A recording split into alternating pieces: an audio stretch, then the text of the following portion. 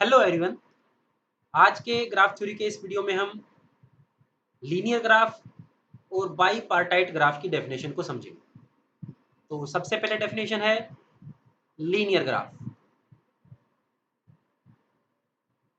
Linear graph को अगर graph के अंदर n वर्टिसेस हो तो एल एन से डिनोट करेंगे। तो जैसा कि हमें पता चल चुका है, ग्राफ के अंदर n नंबर ऑफ वर्टिसेस हैं और अगर इन वर्टिसेस की नंबरिंग कर दी जाए v1, v2, v3 up to vn, तो लीनियर ग्राफ ऐसा ग्राफ होता है जिसमें कंजक्टिव वर्टिसेस के बीच में एज हो। जैसा कि v1 वर्टेक्स के बाद वर्टेक्स v2 है, तो इन दोनों वर्टेक्स के बीच में एज जरूर होना चाहिए। सिमिलरली v2 और v3 ये दो कंजक्टिव वर्टिसेस हैं, इन दोनों के बीच में एज जरूर होना चाहिए। तो ऐसा ग्राफ जिसमें कंजक्टिव वर्टिसेस के बीच में एज हो, तो उस ग्राफ को हम लीनियर ग्राफ बोलेंगे। हम देख सकते हैं ये ग्राफ लाइन की तरह दिखता है, तो इसी वजह से इस ग्राफ को लीनियर ग्राफ बोल रहे हैं।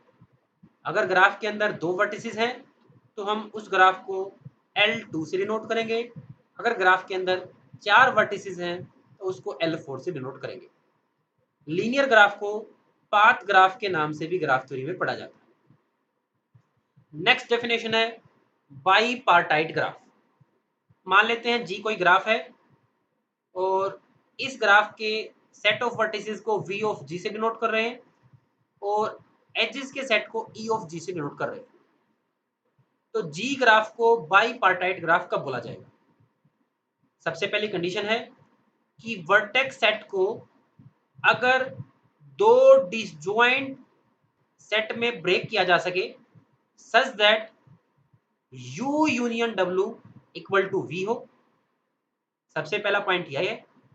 सेकंड पॉइंट है, अगर इस जी ग्राफ का कोई एज ई पिक किया जाए तो इस एज का एक एंड पॉइंट यू के अंदर हो और दूसरा एंड पॉइंट डब्ल्यू के अंदर। तो इस फॉर्म के ग्राफ को हम बाई पार्टाइट ग्राफ बोलेंगे।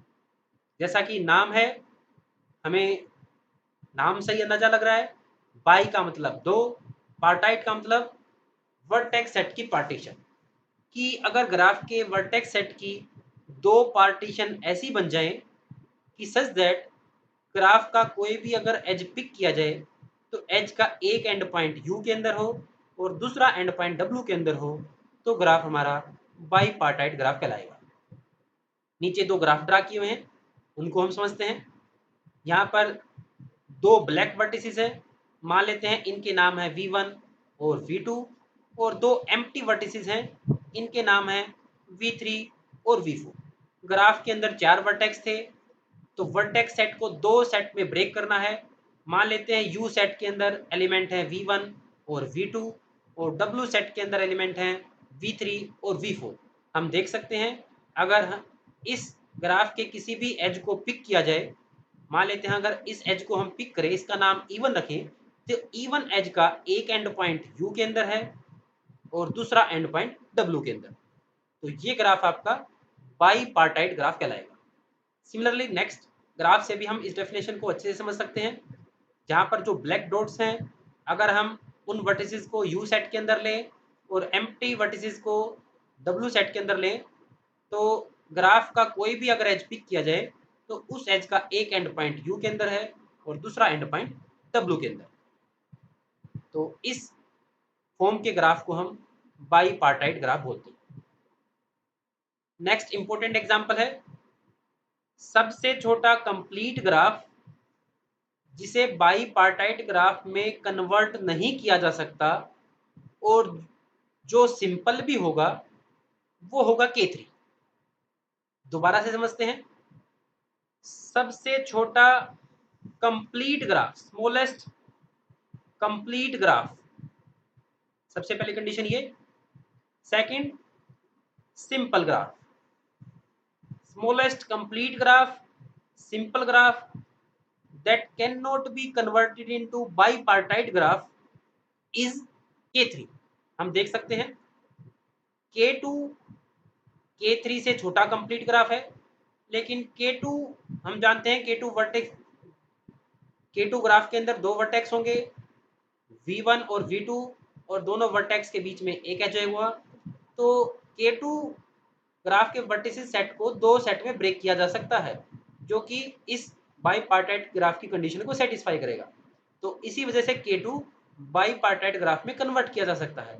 लेकिन सबसे छोटा कंप्लीट ग्राफ जो सिंपल हो और बाईपार्टाइट ग्राफ में कन्वर्ट ना किया जा सकता हो, उसका एग्जाम्पल है K3। तो आज के इस वीडियो में हमने दो इम्पोर्टेंट डेफिनेशन को एग्जाम्पल्स की हेल्प से समझा। Thank you.